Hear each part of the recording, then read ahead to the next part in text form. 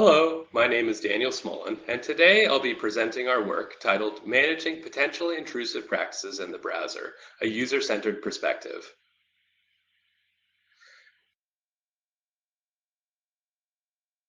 Today, web browsing is a really tricky situation because on different websites, there's many different data practices, and not everybody feels the same way about them.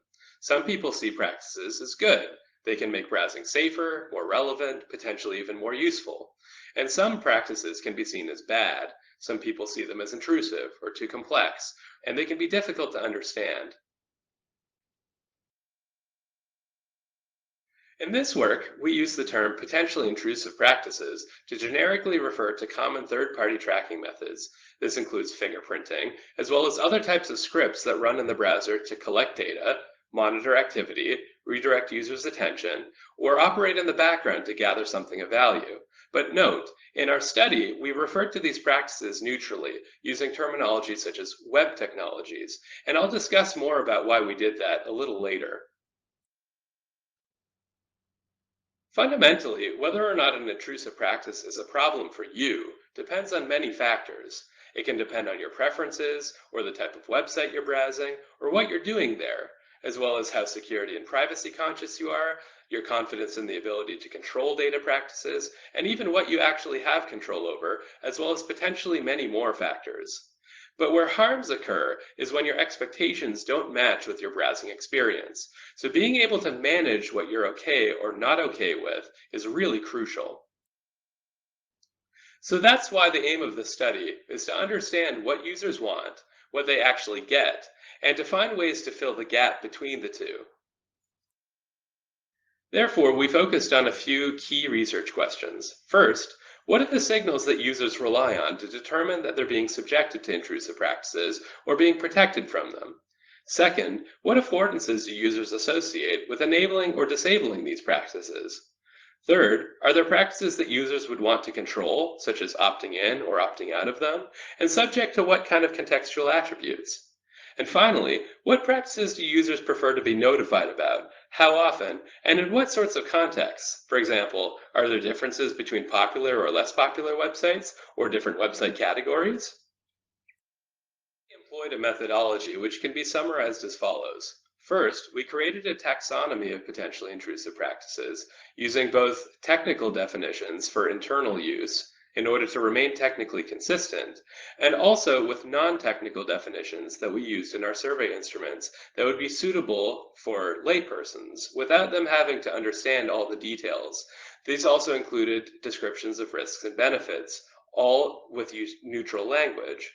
These descriptions also underwent further analysis by focus groups and were also tested in pilot studies. We used these definitions to create a qualitative survey where we collected information about where users had encountered them, what they'd done about them, and how they recognized the different practices. And these results underwent grounded analysis, which then informed the creation of a large scale quantitative survey where we collected people's preferences to opt out of these different practices among different contexts. This large scale corpus of preferences was then used to evaluate alternative settings, which could hopefully offer better results in terms of more accurate settings with less user burden associated with them than what are currently offered across different websites and different browsers. The taxonomy of potentially intrusive practices included the following practices seen here, ranging from identity sign-in services, such as sign-in with Google and so on, all the way down to targeted advertising, behavioral profiling, reporting and analytics, fingerprinting, nag screens, session replay, and crypto mining. And for each of these practices, we ask questions about them in different contexts. Different website categories such as news, entertainment, shopping, travel, finance, adult, health, and social media. And for each of these website categories, we showed examples of popular websites as well as unpopular websites across each of these different categories. However, there were some important methodological considerations when we went about doing this study. As mentioned earlier, it was crucially important that we mitigated bias as much as possible by using neutral language. We didn't want to impart our own bias as researchers. We also found that amongst ourselves, we often felt quite negatively towards these practices, and it was really important that we didn't prime our participants accordingly. However, there were instances where we did want to prime the participants on purpose. For example, we wanted to make sure that they understood what the different websites were among the different categories. Therefore, we provided them with screenshots as well as other information about the websites, such as where they were based, when they were created, and so on. And we also wanted to prime them about the different categories of practices to make sure that it was clear based on the definitions that we'd created for them earlier. Finally, we employed randomization wherever possible in order to mitigate learning effects, such as among the ordering of different website categories and showing popular versus unpopular websites in particular order. So, what did we find? Well, here's a brief summary of the results from our grounded analysis, which we organized into the key themes you can see here. But the ones that I'll focus on for this presentation are demonstrating understanding and misinterpreted signals. When it comes to demonstrating understanding, what we found was that a majority of our participants, 74%, were able to demonstrate a clear understanding of the potential risks and benefits of the practices that we showed them based on their descriptions. However, we also found that our participants mentioned benefits of practices without us having prompted them, even though we later provided them with both examples of risks and benefits. So, for instance, when it came to nag screens, our participants mentioned that nag screens could draw their attention to important items of interest, even if they did find the nag screens annoying. When it came to fingerprinting, participants mentioned that it could be used to potentially secure their accounts, which they saw as important, especially on financial websites, for example. We also saw evidence of misinterpreted signals, such as in the following quote. Well, with the ad blocker or script blocker program, I know I successfully opted out because I don't receive any ads at all. And with the script blocker, I'm pretty sure the website isn't receiving any information from me based off my limited knowledge of the program. Same goes for private browsing, I guess. So, is this participant suggesting that no ads on the website means that there aren't any intrusive practices to worry about? We saw evidence of a similar pattern such as this one in many of our participants' responses. We also saw evidence that most people want to deny intrusive practices most of the time, which is clearly seen in this table summarizing those results. Also, you can note that fingerprinting has a slightly lower level of preference to deny overall, which is likely explained by the focus on benefits that we saw as mentioned earlier. But what if the settings work differently? What would that be like? In this study, we also wanted to explore, based on the corpus of preferences, whether we might be able to improve upon the settings that are offered in a patchwork between websites and browsers. However, when evaluating these alternative settings, it was really important to focus on the two key measurements of whether these alternative settings were better. The first measurement is accuracy, meaning in what percentage of scenarios do the settings enable users to align the practices that they're subjected to with their preferences. After all, not all models of alternative settings would enable users to get the granular settings that they were looking for. Also, we evaluated user burden, meaning how many individual settings need to be changed for the user to get the settings that they actually wanted. And we'll note that the maximum measurement of user burden was determined by the number of websites we surveyed.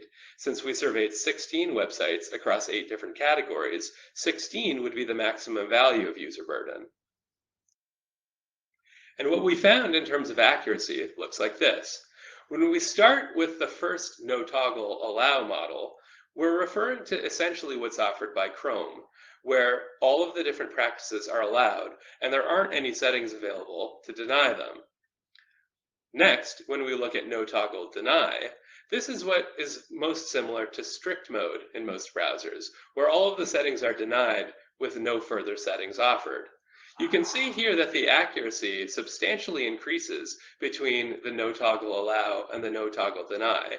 And this is easily explained by the proportion of participants that we saw preferring to opt out in general. But when we look at the other two models, category toggles and website toggles, this allowed us to answer two different sets of questions.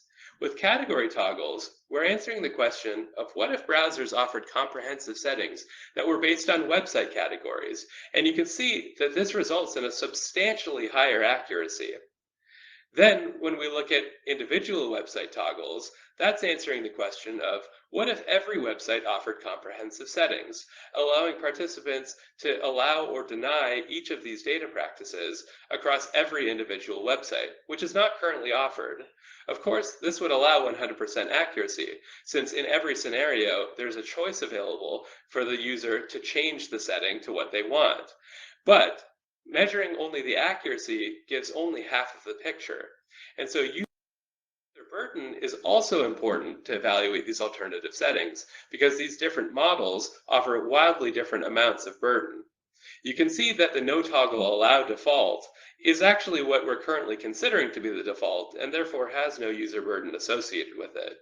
And it only takes one setting change to move from this setting to no toggle deny. But when we also take a look at the different default settings among category toggles and website toggles, we noticed a pattern where the allow by default settings were substantially more burdensome. And then, of course, on the flip side, the deny by default settings were substantially less burdensome.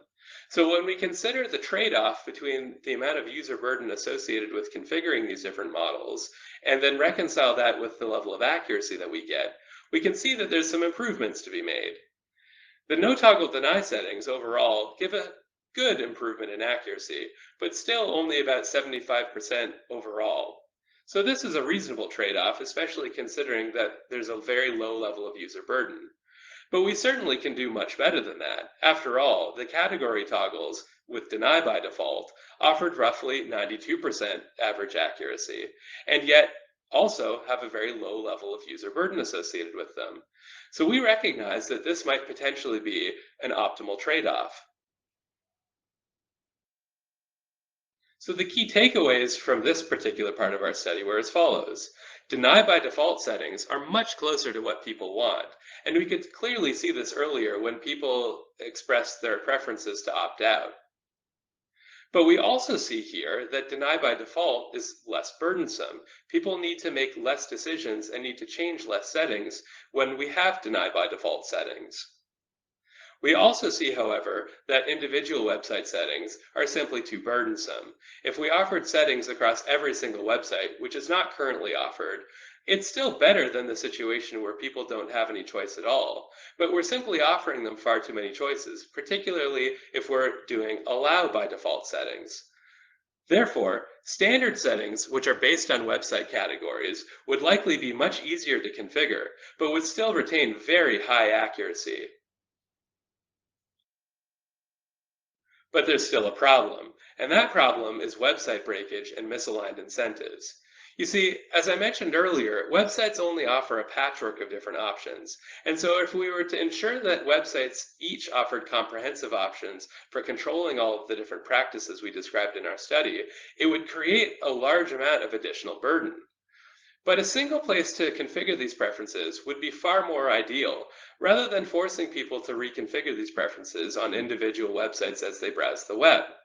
So let's make the settings standard. If they're configured the same way and applied everywhere, it would certainly be a big improvement for users. But would it? Unfortunately, it's just not that simple. Standards such as do not track and other similar voluntary standards have failed, as they're often not respected by different individual websites. And the reason why this happens is because websites have different incentives than browsers, or different incentives from users. Websites could potentially break when people try to enact their preferences, but then blame the user just because they're trying to take back control. What we need then is standards that websites will comply with in order to prevent the situation where people get punished just for simply enacting their preferences.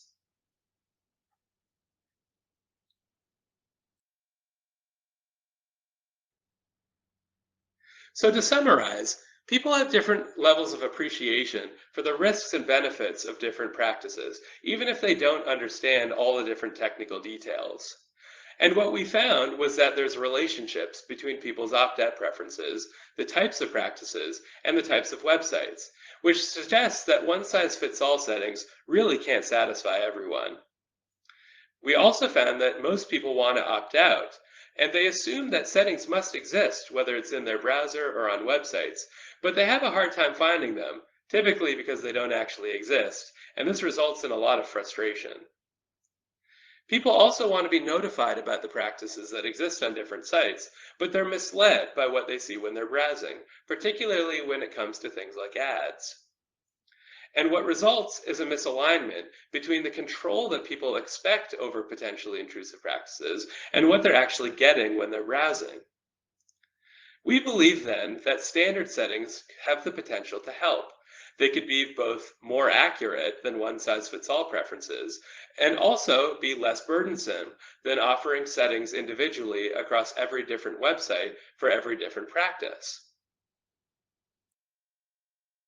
So, to find out more about this research, we invite you to check out privacyassistant.org for the Personalized Privacy Assistant Project, as well as our paper. And we'd like to thank Dr. Steve Engelhardt and Professor Alessandra Acquisti for their helpful suggestions with this work. We also want to acknowledge that this work was supported in part by grants from the following organizations: Mozilla, DARPA, the Air Force Research Laboratory, and the National Science Foundation. If you'd like to contact us to find out more about this work, please feel free to get in touch with us using the contact information seen here. The corresponding authors for this paper are marked with an asterisk and are shaded in gray. Thanks very much for your attention.